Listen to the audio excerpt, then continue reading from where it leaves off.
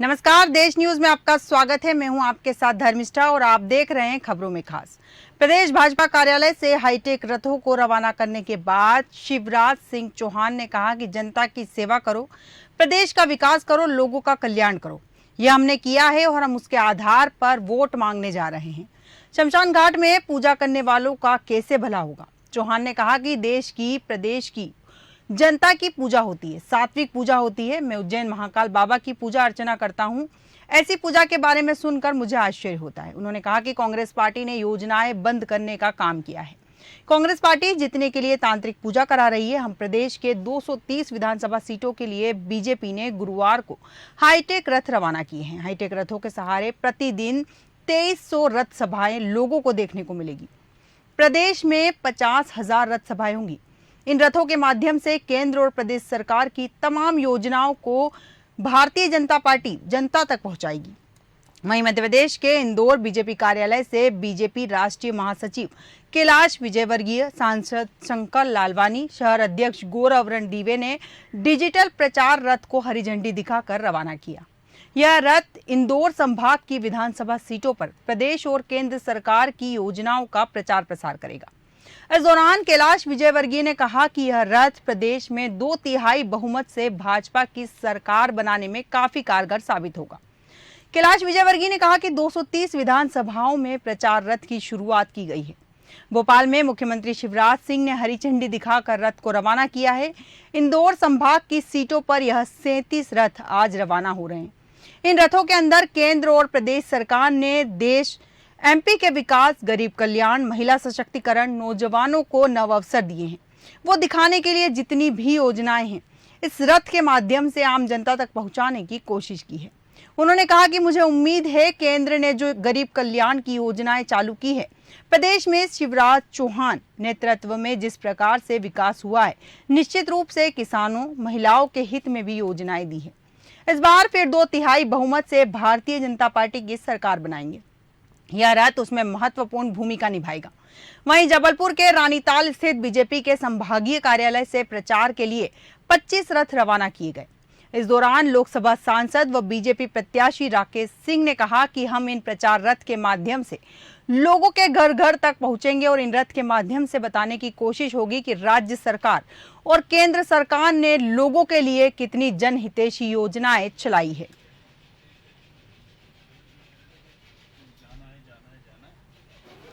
कांग्रेस ने मध्य प्रदेश को बीमारू प्रदेश बनाया था, पिछड़ा प्रदेश बनाया था, बुनियादी सुविधाओं का अकाल था। हमारे प्रदेशवासियों ने कांग्रेस के कुशासन को 2003 में उखाड़ के फेंका और तब से अब तक 1.25 साल छोड़ के प्रदेश में भारतीय जनता पार्टी की सरकार है। मुझे कहते हुए गर्व है कि प्रधानमंत्री जी के नेतृत्व और मार्गदर्शन में प्रदेश की सरकार ने भी 2003 के बाद 2014 तक प्रदेश की सरकार काम करती रही। केंद्र का सहयोग नहीं मिलता, लेकिन 2014 में प्रधानमंत्री नरेंद्र मोदी जी बने। उनका आशीर्वाद और मार्गदर्शन ऐसा मिला कि मध्य प्रदेश तेजी से आगे बढ़ता चला गया। एक नंबर राज्य बनाने का संकल्प लेकर आज ये रथ यहाँ से शुरू हो रहे हैं। मैं माननीय मुख्यमंत्री जी को, हमारे पूरे नेतृत्व को इस बात के लिए पुनः एक बार अभिनंदन और बधाई देता हूँ कि हमने जो काम किया है उस काम को जनता के बीच ले जाने में हमारे जो प्रचार रथ है मध्य प्रदेश के मन में मोदी, इस रथ के माध्यम से हम जनता तक पहुँचाने में सार्थक साबित होंगे। बहुत बहुत सबको धन्यवाद।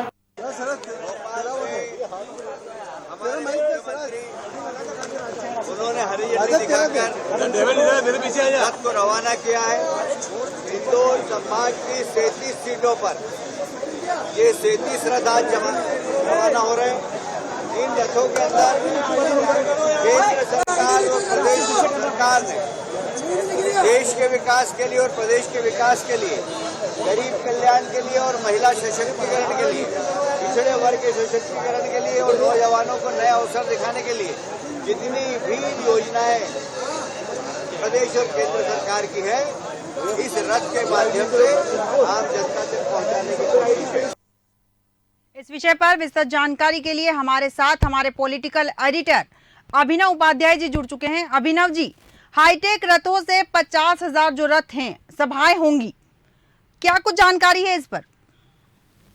जी हाँ, देखिए साफ है कि अब जो तैयारी कर रही है ये रथों को जो रवाना किया जा रहा है, दरअसल ये सिर्फ सेमीफाइनल की तैयारी नहीं है। धर्मिष्ठा मैं बता दूं, सेमीफाइनल से मेरा मतलब है आने वाले विधानसभा चुनाव।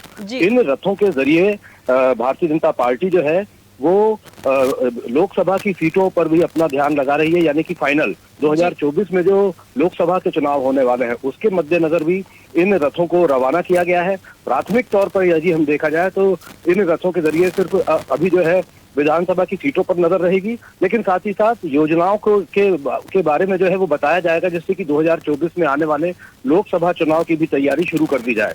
भाजपा के तमाम नेताओं से जब भी हम बात करते हैं तो उनका साफ तौर पर कहना रहता है कि विकास के ही मॉडल पर हम ये चुनाव लड़ने जा रहे हैं, विकास के ही मॉडल पर जो है 2024 का लोकसभा का चुनाव भी लड़ा जाएगा। अब दरअसल ये विकास की बात को पहुंचाए तो पहुंचाए कैसे? नेता अपना बयान दे देते हैं, लेकिन आम जनता तक बात पहुंचाने में काफी दिक्कतों का जो सामना करना पड़ रहा था भारतीय जनता पार्टी को, उसी के लिहाज से इन रथों को रवाना किया गया है। ये रथ जो है सिर्फ छोटे छोटे शहर नहीं, बल्कि शहरों के आसपास बने हुए जो छोटे छोटे गांव रहते हैं वहां पर भी ये रथ जाएंगे। और पिछले 5 साल में सरकार ने जो काम किए हैं, चाहे वो महिलाओं के लिए हो, बच्चों के लिए हो, किसानों के लिए हो, सड़कों का काम हो, तमाम विकास के जो काम किए गए हैं, इन तमाम विकास के कामों को जनता तक पहुंचाने की कोशिश की जा रही है।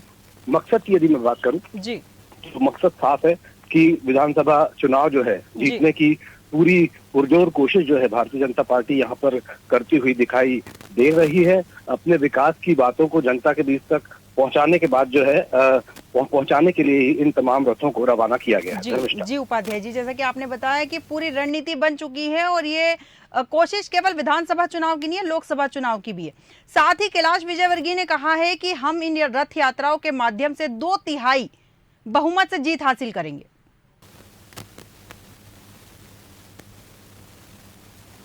उपाध्याय जी, आप मेरी आवाज सुन पा रहे हैं?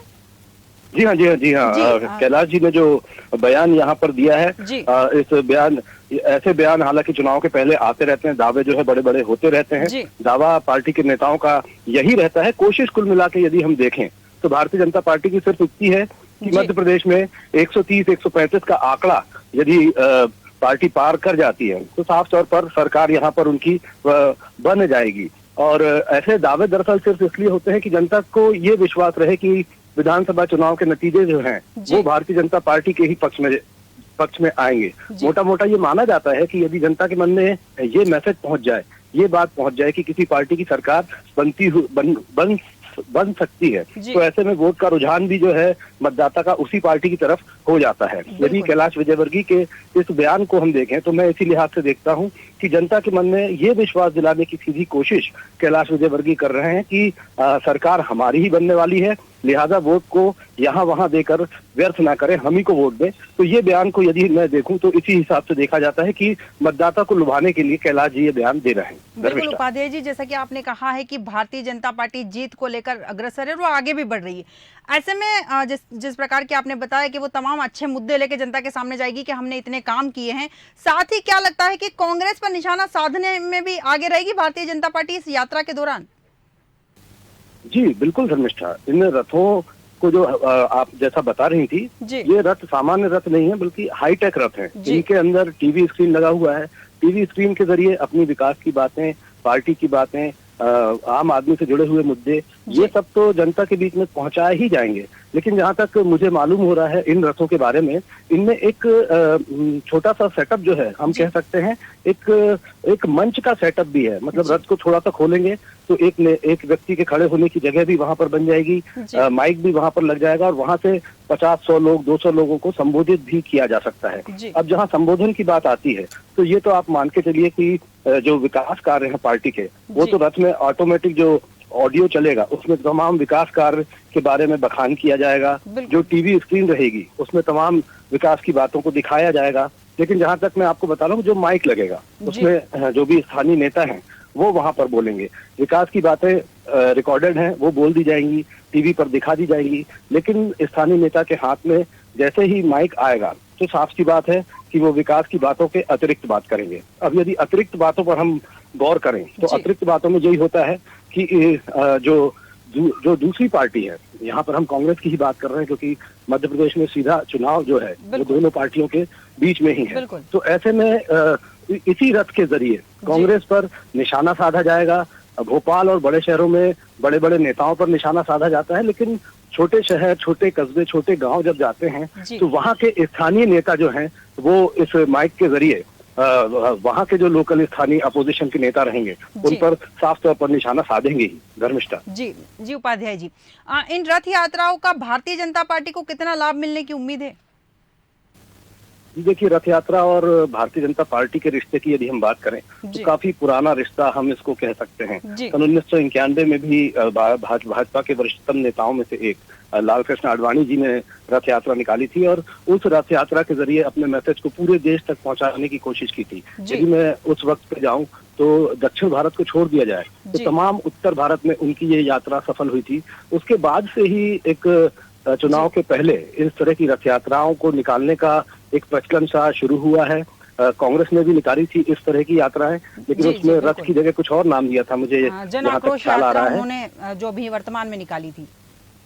जी हाँ, और वही जो मॉडल जो मैं बता रहा हूँ, काफी जी। पुराना रिश्ता रथ और भाजपा का रहा है। जी। पिछले कई चुनावों में इस तरह के रथों का इस्तेमाल हुआ है और उसी कड़ी में हम देख पा रहे हैं कि यहाँ पर जो है करीब 3 दर्जन से भी ज्यादा रथ जो हैं इस तरह के रवाना हुए हैं, अलग अलग क्षेत्रों से रवाना हुए हैं। जी। कोशिश जो है छोटे शहर, छोटे गांव, छोटे कस्बों के मतदाताओं तक अपनी बात पहुंचाने की है।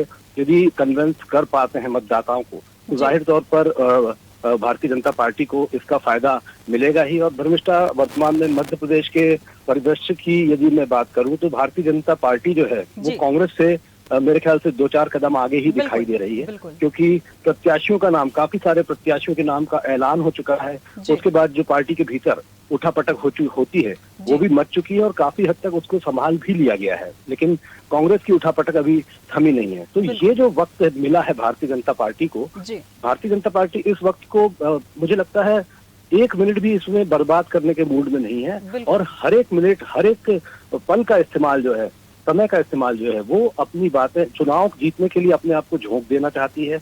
मतदाताओं के बीच में नेताओं के जाने का सिलसिला जारी है। नेताओं के अलावा अब ये रथ भी निकल चुके हैं। इन रथों के जरिए भी जो है अपना मैसेज, अपनी बात जो समाचार माध्यम, टीवी के जरिए नहीं पहुंचा सकते हैं यहाँ पर, वहां पर ये रथ जाएंगे और वहां के मतदाताओं को साधने की कोशिश भारतीय जनता पार्टी कर रही है। और ये भी एक बड़ा महत्वपूर्ण, मैं बता दूं कि विधानसभा चुनाव हो चाहे लोकसभा चुनाव हो, जी। इसमें गांव के मतदाता जो है बहुत महत्वपूर्ण भूमिका निभाते बिल्कुल। हैं।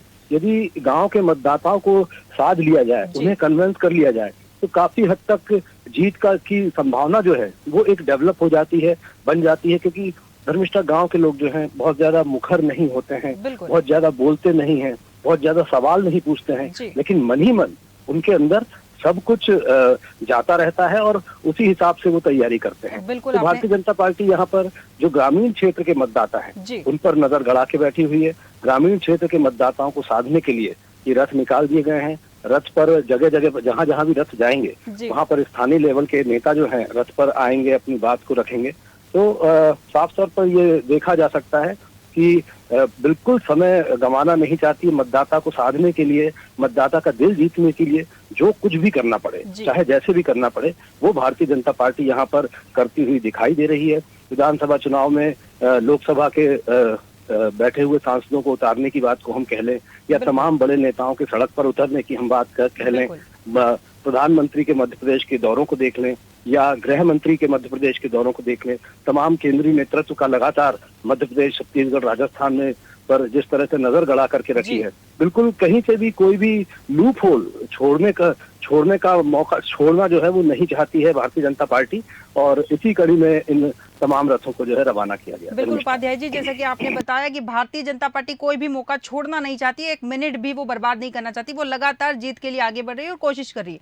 230 विधानसभाओं को कवर करने की अभी वर्तमान में कोशिश कर रही है। जैसा कि आपने बताया कि इसका भारतीय जनता पार्टी को तो लाभ मिलेगा, लेकिन कांग्रेस को इसका कितना नुकसान होने वाला है, क्योंकि कांग्रेस कहीं ना कहीं इस मामले में भारतीय जनता पार्टी से पीछे चल रही है।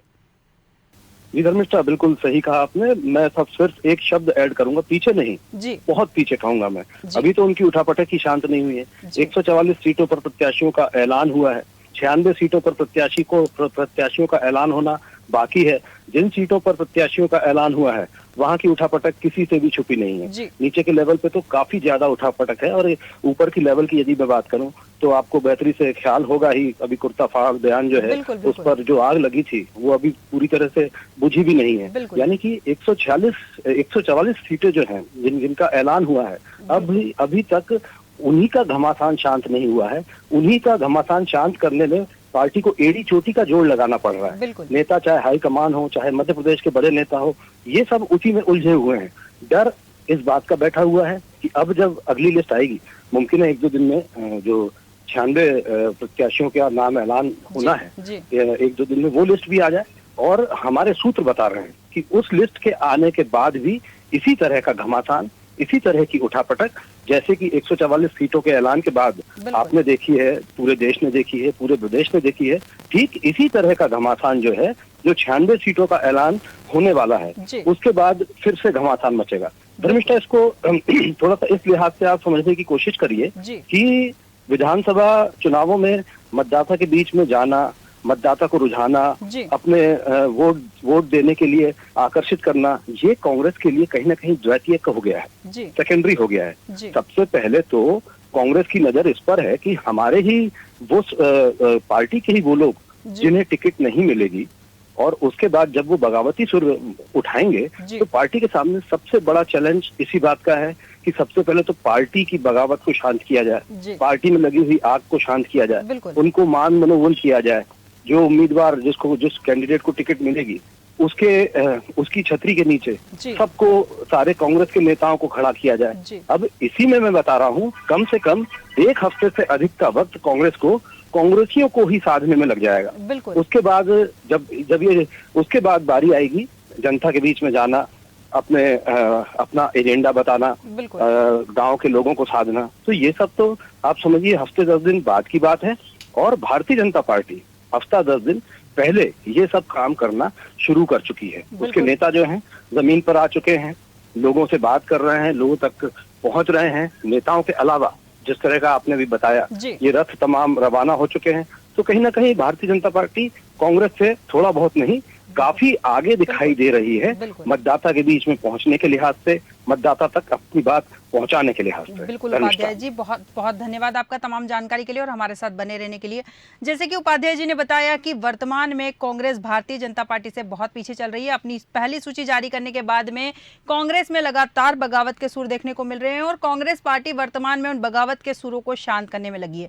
ऐसे में भारतीय जनता पार्टी रथ यात्रा के दौरान अपने मध्य प्रदेश की जनता को 230 विधानसभा सीटों को साधने में लग चुकी है। खबरों में खास में फिलहाल इतना ही। आप बने रहिए देश न्यूज के साथ। नमस्कार।